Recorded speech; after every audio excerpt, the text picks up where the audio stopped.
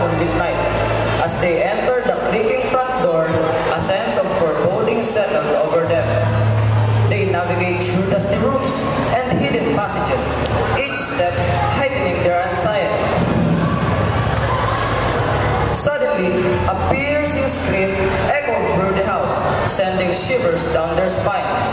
Panicked, the group raced towards the source of the sound and found a trapped girl. Chained to a wall in a hidden room, they knew they had stumbled upon something far more sinister than they had imagined. Working together, the teenagers managed to free the girl and escape the clutches of the dark house. As they emerged into the cool night air, they realized the true extent of the evil that had lurked within those walls. They made a pact to never speak of what they had witnessed that night. The next day, the abandoned house mysteriously burned down, leaving no traces of the horror that had unfolded inside. The teenagers kept their promise and never revealed the secrets that they uncovered, but the memory of that fateful night